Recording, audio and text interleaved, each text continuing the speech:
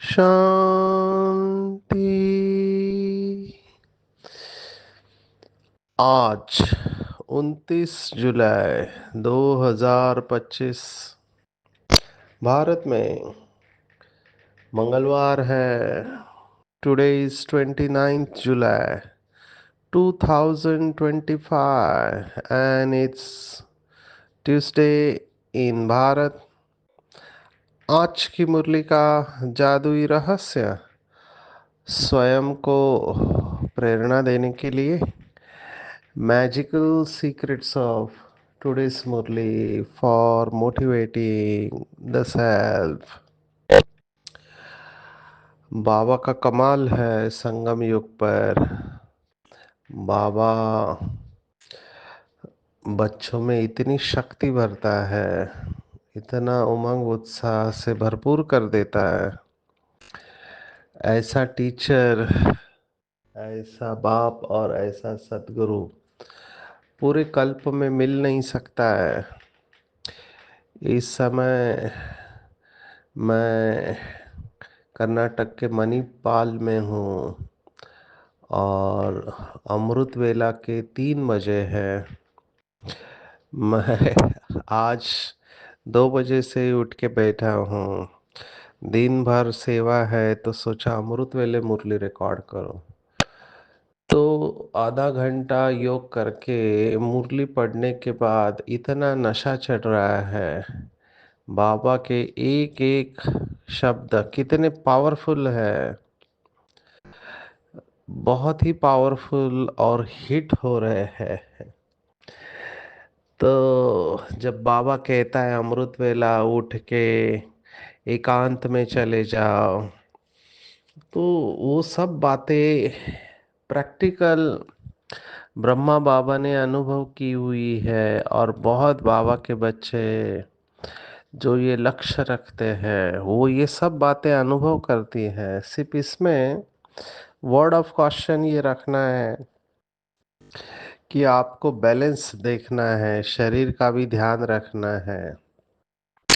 नहीं तो 2 से 5 योग अगर आप करेंगे और दिन में आपको रेस्ट नहीं मिलती है तो एक आध दिन तो चल जाएगा, लेकिन लंबे समय तक अगर ऐसा होता है तो आपको ध्यान रखना पड़ेगा कहीं इसका इफेक्ट नहीं आए। इसका मतलब ये भी नहीं कि डर के जीना है बिल्कुल नहीं। मैंने बहुत बाबा के बच्चे देखे हैं जो अपनी दिनचर्या को इस तरह से सेट करते हैं कि वो अमृत वेला 2 से 5 मिस नहीं करते हैं। Heads off to this souls जिनका लक्ष्य बहुत पक्का है और अपनी दिनचर्या को वैसे वो सेट करते हैं। ये भी बंधन मुक्त आत्माएं ही हम कहेंगे, क्योंकि उनकी जीवन शैली ऐसे है कि रात को जल्दी सो सकते हैं, सुबह जल्दी उठ सकते हैं और दिन में भी इनको रेस्ट करने का समय मिलता है। आज देखो बाबा ने पूरी मुरली जो चलाई है ये गीत के ऊपर है। नयनहीन को राह दिखाओ प्रभु, पग पग ठोकर खाऊं मैं। पूरा आंखों के ऊपर बाबा सुना रहे हैं। तीसरा नेत्र, तीसरी की कथा, मिस इंडिया को भी बाबा ने याद किया है कि आंखें बहुत शोभवान होती है तो उनको मिस इंडिया, मिस वर्ल्ड का टाइटल मिलता है। फिर बाबा ने तुरंत वहाँ से सतयुग में लेके गए कि वहाँ पे नेचुरल ब्यूटी रहती है। आज की पूरी मुरली आत्मा और शरीर के ऊपर बाबा कॉन्ट्रास्ट बता रहा है। बहुत गहरी है बातें, बहुत प्रैक्टिकल है। और अगर ऐसे शरीरों में मोह गया, कई बच्चे हैं जिनको कोई बंधन नहीं लेकिन फिर धर्म के बच्चे बना लेते हैं और फिर फंस पड़ते हैं। तो बाबा कितनी सारी बातें एक मुरली में सुना देते हैं, अलग अलग तरीके से वही ज्ञान बाबा सुनाते रहते हैं। और फिर पूरे ज्ञान का सार है सोल कॉन्शियस बनना, देही अभिमानी बनना। जब बाबा के मेजॉरिटी बच्चे निरंतर सोल कॉन्शियस होंगे, और ये सोल कॉन्शियस की अवस्था जब नेचुरल हो जाएगी, बाबा ने एक मुरली में कहा था जब तुम बच्चों की नेचुरल सोल कॉन्शियस अवस्था होगी, तब नेचुरल कैलामिटीज होगी। अभी ये कहना मुश्किल है कितने लोगों की नेचुरल सोल कॉन्शियस अवस्था है, लेकिन शिव भगवान आज है तो होने वाला तो जरूर है। हमने ये पहले शब्द देखा है, क्रिटिकल मास, माना एक ऐसा आ, समूह होगा, बाबा के बच्चे क्रिटिकल लेवल पर पहुंचेंगे, और वो फिर पूरे विश्व का जो पेंडुलम है वो पूरा बदल देंगे। हम सब ने ये बातें बहुत बार सुनी है।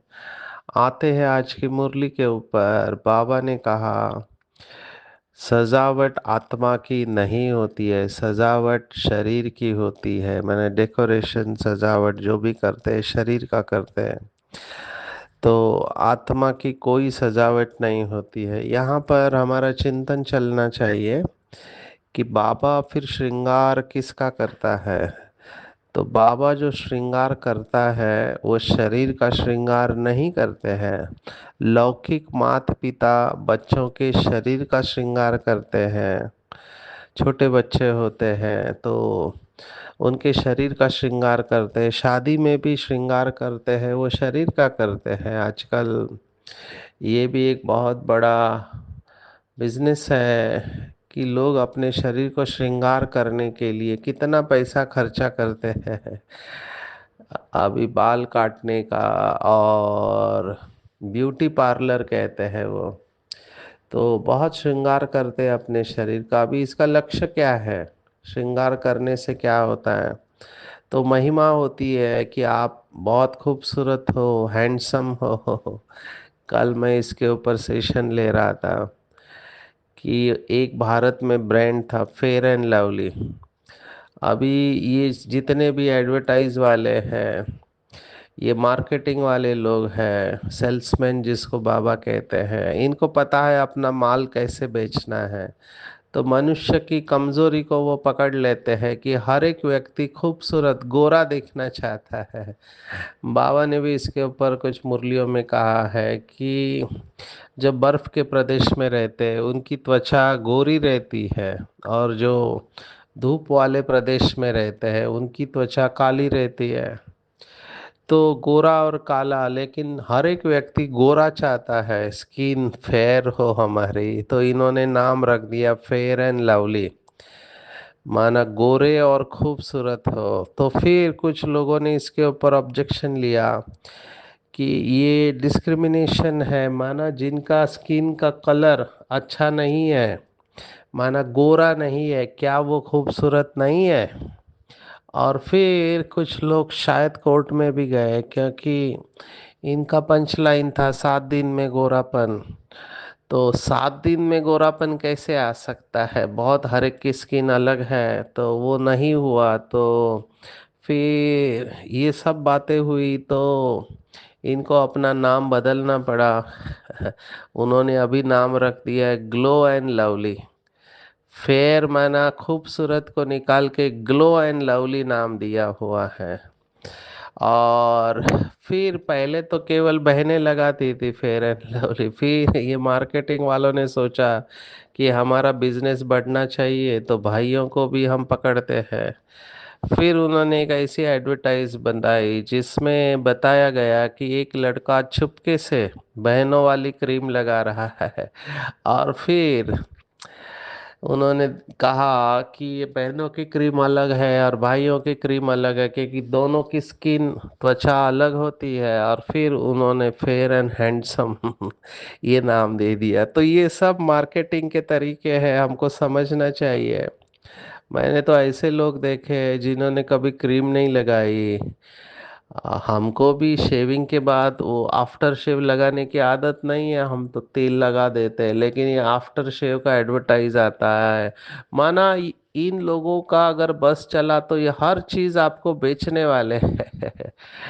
कई लोग मैंने ऐसे भी देखे हैं जो साबु भी नहीं लगाते हैं, वो लगाते हैं, वो क्या बोलते हैं, बेसन। बेसन माना चने के आटा है ना, उसमें शायद दूध और कुछ मिला के वो लगाते, और वो कहते कीमत उतनी ही पड़ती है जितनी साबु की कीमत है, और त्वचा भी साफ हो जाती है।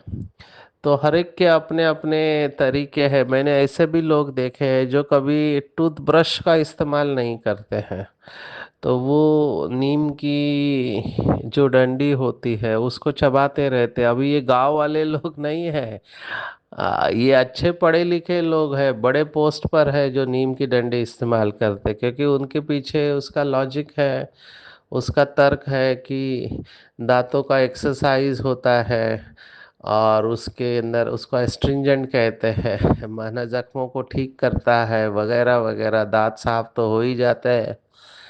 तो कहने का मेरा भाव ये था कि बॉडी कॉन्शियस कितने हैं लोग, अपने शरीर को खूबसूरत रखने के लिए कितना मेहनत करते हैं, और लोग भी इनको वैल्यू देते हैं। अभी देखो जो मिस वर्ल्ड बनते हैं वो कितना मेहनत करती होगी, mister universe and miss miss world, तो भाइयों को, मांसपेशियों को स्ट्रांग बनाने के लिए कितना मेहनत करना पड़ता है जिम में।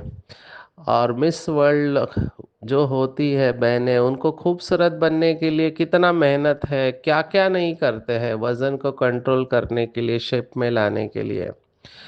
तो सजावट करते रहते हैं बाबा, अब इससे फायदा क्या है। बाबा ने आज कहा शरीर की कोई वैल्यू नहीं, बाबा ने ये कहा कि जानवरों की चमड़ी तो बेची जाती है, लेकिन इंसान की चमड़ी की कोई वैल्यू नहीं है। अभी किस भाव से बाबा ने ये कहा, तो जैसे युद्ध में मारे जाते हैं, है ना, कितने बॉडीज को अभी उसको लेने को कौन आएगा, तो वो खड्डा करके उधर घासलेट और पेट्रोल डाल के जला देते हैं। इतनी बॉडी को लेके जाना भी मुश्किल होता है कई बार। अभी कितने सारे ऐसे इंसिडेंट्स होते हैं, हम देखते हैं टीवी पे कि लैंडस्लाइड हो गया। अभी लैंडस्लाइड में कितने धंस के मर जाते हैं, बिल्डिंग गिर गई, अंदर धंस के मर गए, कुछ पता ही नहीं चलता है। कई जगह पे बॉडी लेने के लिए कोई आता नहीं है, तो विधि पूर्वक उसका अंतिम संस्कार करते हैं, उसको जला देते हैं। अभी तो जितना हो सके बॉडीज को लेते हैं और देने की कोशिश करते हैं, लेकिन जिसके टुकड़े टुकड़े हो गए, आप उस बॉडी को कैसे करोगे, बॉम्ब ब्लास्ट हो गया समझो, तो उसके बॉडी को आप कैसे देंगे, नहीं मिलती है। कई जगह पे ऐसा होता है, अभी पानी में डूब के मर जाते हैं, कोई जहाज डूब गया समुंदर के अंदर, तो उसकी बॉडी कहाँ से मिलेगी आपको। तो बहुत ढूंढते हैं, कोशिश करते हैं, लेकिन नहीं मिलते हैं तो छोड़ देते हैं। इस हिसाब से देखा जाए तो बाबा ने कहा वो ठीक है कि मनुष्य के शरीर की वैसे वैल्यू नहीं है, लेकिन आज हम ये भी देखते हैं कि मनुष्य के ऑर्गन्स को इस्तेमाल किया जाता है। जैसे आंखों को 6 घंटे के अंदर, कई बाबा के बच्चों ने भी आंखों का दान किया हुआ है, तो शरीर छूट जाता है, तो वो लोग आते हैं। अभी आंखें पूरी तरह से ट्रांसप्लांट नहीं होते, आगे का, आंखों का आगे का हिस्सा, तो आगे का हिस्सा होता है जो ट्रांसपेरेंट होता है, जिसको कॉर्निया बोलते हैं, उसका ट्रांसप्लांट होता है। तो कई लोगों को लगता है कि यहाँ पे मरने के बाद आंखें निकाला तो अगले जन्म में आंखें नहीं मिलेगी। ये सब बिलीफ सिस्टम है, कई लोग इसको मानते हैं, कई लोग इसको नहीं मानते हैं। अभी हमारे पास बाबा के ऐसे बच्चे हैं जिन्होंने पूरा शरीर डोनेट कर दिया है, माना मरने के बाद उनके घर वाले उस शरीर को यूज नहीं करेंगे, वो दे देंगे मेडिकल कॉलेज में। तो मेडिकल कॉलेज में जब ये डेड बॉडी जाती है तो उसके ऊपर बच्चे जो एमबीबीएस के स्टूडेंट है वो डिसेक्शन करते हैं, माना शरीर के हर एक हिस्से को काट के देखते हैं कि अंदर क्या क्या है। कौन से मांसपेशियां है, हार्ट लंग कैसे दिखता है, वो सब देखते हैं। तो ये बॉडीज को दे देते हैं, पूरा बॉडी डोनेट करते हैं कई लोग, उन्होंने विल में लिखा हुआ रहता है, घर वालों को भी पता रहता है। कई केवल आंखें देते हैं, कई पूरी बॉडी दे देते हैं। इसका फॉर्म पहले से ही भरना होता है। लेकिन यहाँ पर भी रिलीजियस बिलीफ कई लोगों के आते हैं। अभी आप देखो कि पारसी लोगों में वो बॉडी को लटका देते हैं और वो पंछी आके उसको खाते हैं। तो उनका अपना ट्रेडिशन है। मैंने देखा बुद्धिस्ट लोगों में भी ऐसा ट्रेडिशन मैंने सुना, हमारे एक भाई ने सुनाया, जो नॉर्थ की तरफ रहते हैं भारत के, जहाँ बुद्धिस्ट धर्म है। वो कहते हैं कि ये लोग शरीर के 108 टुकड़े करते हैं। आप सोचो, 108 टुकड़े करके उसको नदी में फेंक देते हैं ताकि मछलियां उसे खाए। तो हर एक धर्म में अलग अलग ट्रेडिशन है। भारत में तो सोचते हैं अगर अग्नि संस्कार नहीं किया तो फिर उसकी गति सदगति में प्रॉब्लम आएगा। जैसे ये आंखें खोलने के ऊपर कितना सारा बिलीफ सिस्टम है कि अगर आपने आंखें दान दी तो वो समझते हैं कि आंखें अगर डेड बॉडी की निकाल दी तो वो आत्मा अगले जन्म में आंखें नहीं मिली, ऐसे मुझे किसी ने सुनाया। तो शरीर के साथ बहुत सारे बिलीफ है। लेकिन मेरा मुरली के ऊपर हम आते हैं, जो बाबा कहता है कि मनुष्य शरीर की कोई वैल्यू नहीं है। तो आज तो डेड बॉडी जो होती है उसके अंदर के ऑर्गन्स को इस्तेमाल करता है और लाखों रुपए दिए जाते हैं। जैसे किडनी है, लीवर है, इवन स्किन ट्रांसप्लांट भी होता है, स्किन बैंक है, हार्ट को ट्रांसप्लांट करते हैं। तो ये सब आज के समय होता है। तो शरीर की कोई वैल्यू नहीं है, ये बात के ऊपर हम सोच सकते हैं बाबा ने ऐसे क्यों कहा, मनुष्य शरीर की कोई वैल्यू नहीं है। तो बाबा का भाव यह है कि हमारी बुद्धि उसमें नहीं जाए, क्योंकि अगर शरीर में बुद्धि गई तो बॉडी कॉन्शियसनेस आ जाएगा। बाबा ने कितने मुरलियों में कहा है कि शरीर को ज्यादा सजावट मत करो। ये पाउडर क्रीम लगाने से भी बाबा ने मना किया हुआ है, क्योंकि अगर आपने बहुत शरीर को सजाया तो लोग तो बॉडी कॉन्शियस है, तो उनकी नज़र जाएगी आपके तरफ और आपको निगेटिव वाइब्रेशन आएंगे और फिर प्रॉब्लम हो सकता है। इसलिए हमको वनवाह में रहना है, ऐसे भी बाबा ने कई मुरली में कहा हुआ है। वनवाह में माना बिल्कुल साधारण, एक मुरली में तो बाबा ने कहा था कि 36 छत्तियों वाला कपड़ा पहनना है। माना आपके कपड़े को, ड्रेस को 36 जगह पे स्टिच किया हुआ है, कैसे दिखता होगा। पर ऐसे कपड़े आपको पहनना है ताकि आपका भान नहीं जाए, देह भान नहीं आए। लेकिन हमको बैलेंस में चलना है। दुनिया में रहते हैं तो भले हम साधारण रहे, लेकिन टू मच इसमें नहीं जाना चाहिए। वो सब बातें अवॉइड करनी है जिससे कि हमारा देह का भान बढ़े। क्योंकि देह का भान बढ़ा, जैसे मैंने बहुत उदाहरण दिया, मुझे भी वंडर लगता है कि लोग लिपस्टिक लगाते हैं, पाउडर क्रीम लगाते हैं, कड़क कपड़ों में रहते हैं।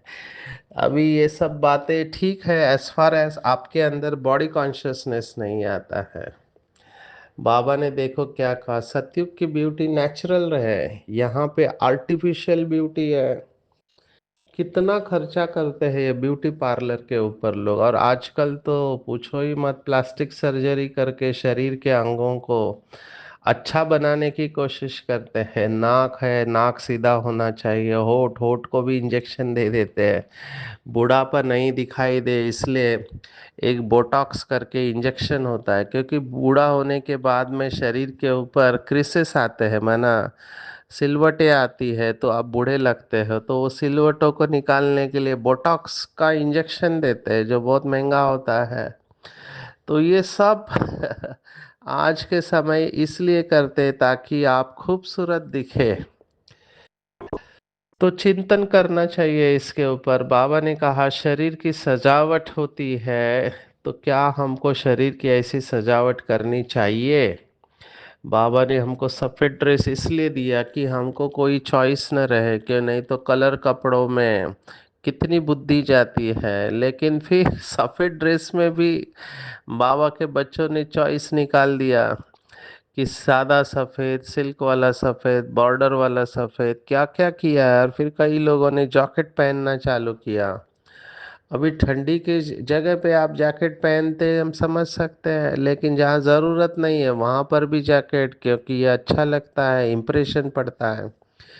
तो इम्प्रेशन हमारा कपड़ों का पड़ना चाहिए या पर्सनालिटी का पड़ना चाहिए? हम देखते हैं ब्रह्मा बाबा के जीवन को, कितने साधारण रहे हैं बाबा। देखो पहले का बाबा का फोटो ज्ञान में आने के पहले कितना रॉयल रहते थे, और ज्ञान में आने के बाद बाबा कितना सिंपल साधारण। तो किसी को विश्वास ही नहीं होगा कि इसके तन में शिव बाबा ने प्रवेश किया है, भगवान ने। तो बाबा ने हमेशा ये कहा कि ये बूढ़ा तन है, चत्तियों वाला शरीर है। तो साधारण बूढ़े तन में शिव बाबा आता है, तो हमको सजावट किसकी करनी चाहिए, इसके ऊपर चिंतन करेंगे। मेरे हिसाब से शरीर की ज़्यादा सजावट नहीं करनी चाहिए, जितना आवश्यक है। शरीर स्वच्छ होना चाहिए, कपड़े स्वच्छ होने चाहिए। सिंप्लिसिटी इज ब्यूटी, ऐसे कहते हैं। सिंपल रहेंगे और सैंपल रहेंगे। तो शरीर विनाशी है, वर्थ नॉट अ पेनी है, बाबा ने आज कहा। शरीर का कितना भपका रखते हैं मनुष्य। यहाँ तो बाप आत्मा को ही देखते हैं। अभी देखो मनुष्य पाउडर क्रीम लगाता है चेहरे को, चेहरा साफ रखता है, लेकिन साफ रखना होता है दिल को। जो बाबा कहता है कि बाबा आत्मा को देखते हैं, माना किसको देखते हैं?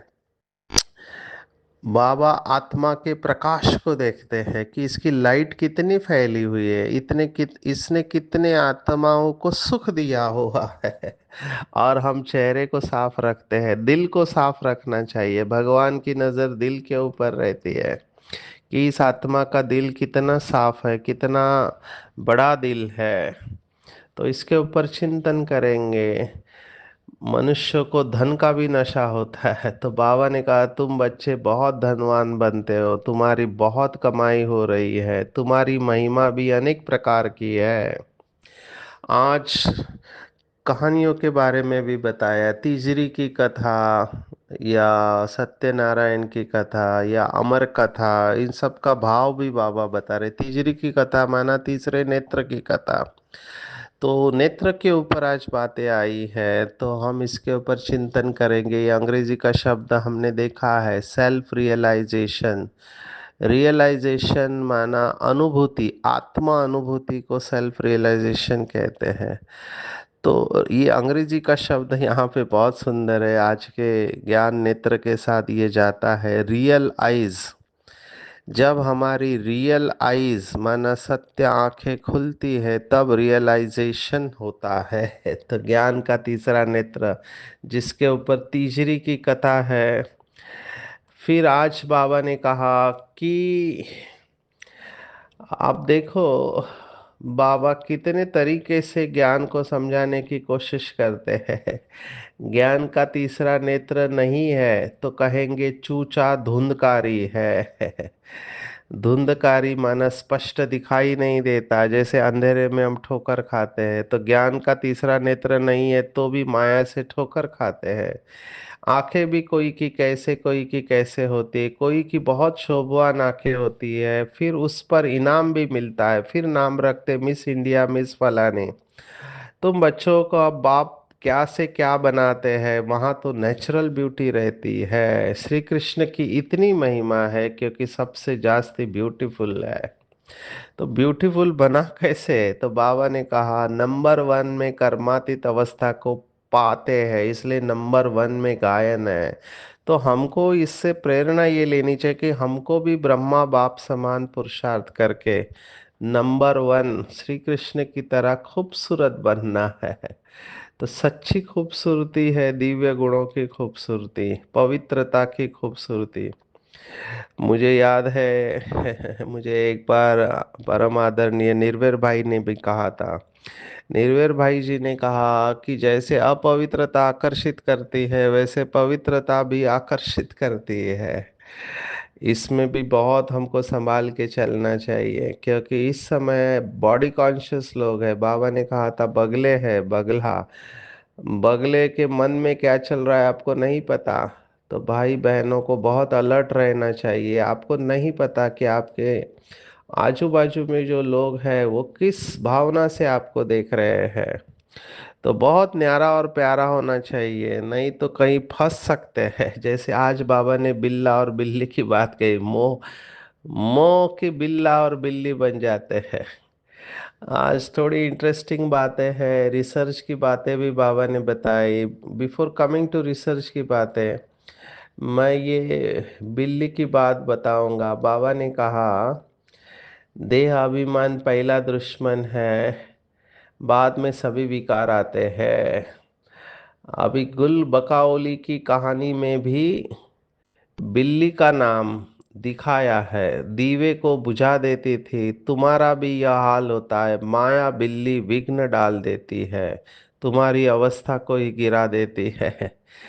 तो बच्ची कहे मैं भारत को स्वर्ग बनाने की रूहानी सेवा करूंगी, और मोहवश माँ बाप कहते हैं हम अलाउ नहीं करेंगे। अभी मैंने ऐसे भी देखे, माँ बाप चाहते हैं बच्ची पवित्र रहे, लेकिन बच्ची शादी करना चाहती है। तो सभी प्रकार के केसेस है। आज बाबा ने माँ बाप के मोह की बात कही है। यह भी कितना मोह है, तुम्हें मोह की बिल्ली या बिल्ला नहीं बनना है। बेसिकली हम सबके लिए है, मोह में नहीं जाना चाहिए।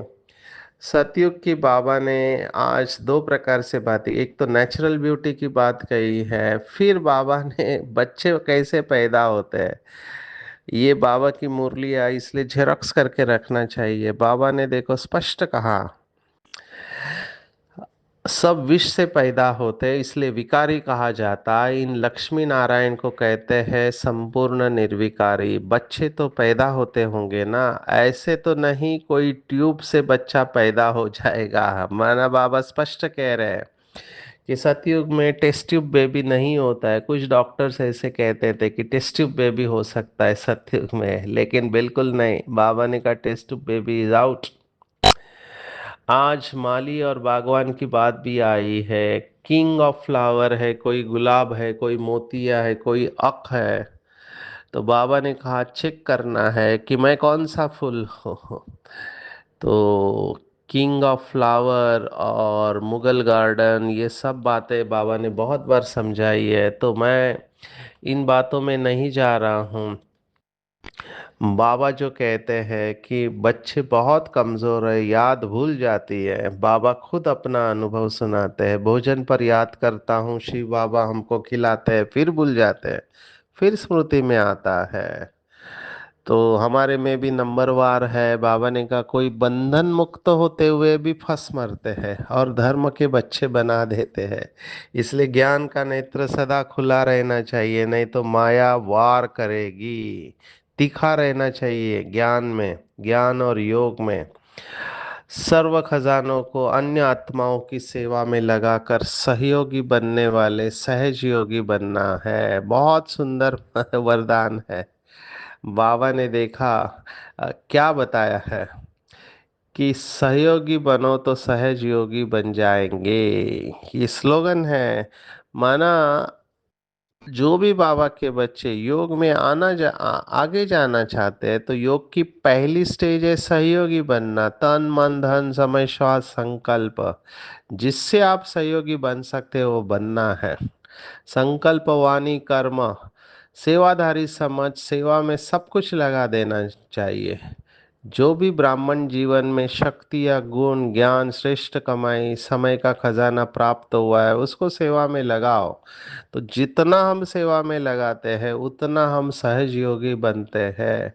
और सहयोगी वही बन सकते हैं जो संपन्न है, वही महादानी बनते हैं। तो ये सब कनेक्टेड है। बेसिक भाव ये है कि हमको जो मिला है उसको बांटना है। अभी भी पुरानी दुनिया खींच रही है तो उससे मुक्त होने के लिए बेहद का वैराग्य धारण करना है। ये जो शरीर की बात आज आई है, तो शरीर के नीचे क्या है उसके ऊपर चिंतन करेंगे। जैसे सन्यासी लोग कैसे वैराग्य दिलाते हैं, तो वैराग्य आ जाएगा तो अपने आप आकर्षण से मुक्त हो जाएंगे। मनसा मनसा समर्थ स्थिति का प्रोग्राम सेट करना है। दिन भर में मन को बिजी रखना है श्रेष्ठ संकल्पों में, तो अपसेट होने का समय ही नहीं मिलेगा। मन सदा सेट और एकाग्र है तो स्वतः ही अच्छे वाइब्रेशन फैलाते रहेंगे। आज की पूरी मुरली में टेक होम है, तीसरा नेत्र हमको मिला हुआ है। तो अपने हम जिन्स को भी नर से नारायण बनाना है, भारत की सच्ची रूहानी सेवा करनी है। बुद्धि और चलन बड़ी रफ रिफाइन चाहिए, मोह के बिल्ला और बिल्ली नहीं बनना है। शरीर की वैल्यू तब है जब आत्मा प्रवेश करे। तो आत्मा की सजावट के ऊपर ज्यादा ध्यान देना चाहिए, शरीर को निमित्त मात्र समझ के चलाना चाहिए। फिर ड्रामा प्लान अनुसार जो भी विशेषता हमको मिली हुई है उसको ईश्वरीय सेवा में लगाना है और सहयोगी बनना है। सहयोगी बनेंगे तो सहज योगी बन जाएंगे। वर्थ पाउंड बनना है, बंधन मुक्त हो जाना है, किंग ऑफ फ्लावर, अच्छे माली बनना है। और बेहद का वैराग्य रखेंगे तो आकर्षणों से मुक्त हो जाएंगे। जैसे अपनी दिनचर्या को सेट करते हैं वैसे मन की दिनचर्या को सेट करना है। जैसे कई बाबा के बच्चे चार्ट रखते हैं, स्वमान का चार्ट, ऐसे मन को समर्थ संकल्पों में बिजी रखेंगे तो मन कभी भी अपसेट नहीं होगा, सदा सेट और एकाग्र रहेंगे तो अच्छे वाइब्रेशन फैलाते रहेंगे। अच्छा, ओम शांति।